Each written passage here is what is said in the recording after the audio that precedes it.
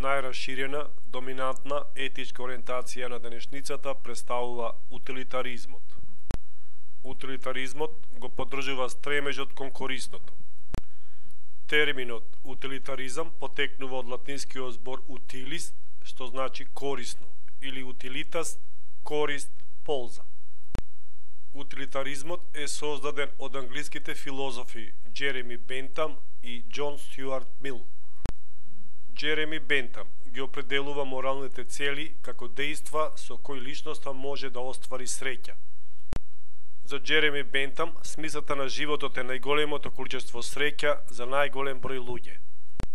Ставот на Џон Стюарт Мил за усовршени личности на една модерна човечка заедница е следниот. Подобро е да се биде незадоволно човечко суштество отколку задоволна свиња, или подобро да се биде незадоволен Сократ отколку задоволна будала. Утилитаристичкото значење за стремежот кон корисното е да се достигне среќа, да се дојде до она што сите го бараме. Целта и резултатот од однесувањето според утилитаристичката доктрина е на човекот да му создаде задоволство и да го ослободи од тегобноста и болките. Според филозофот Пјер Абелар, најважно за етиката е намерата. Секое дејство започнува со намерата. Интенционализам е етичка доктрина за која намерата е внатрешна димензија на моралот на личноста и на низината постапка. Консеквенционализмот има пристап и учење во етиката, каде е воведен и надворешен елемент, резултат од дејствата, последица.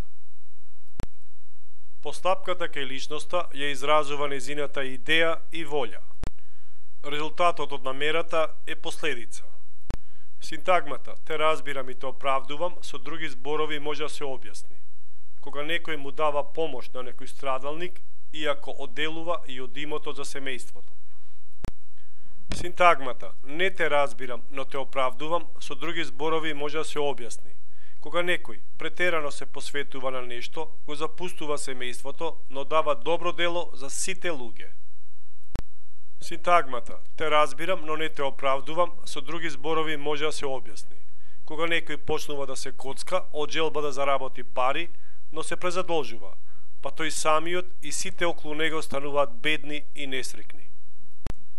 Синтагмата "не те разбирам и не те оправдувам" со други зборови може да се објасни. Кога некој ќе почне, на пример, да зема дрога или со некого се впушта во криминал. Теоријата на конкретна должност се нарекува деонтологија.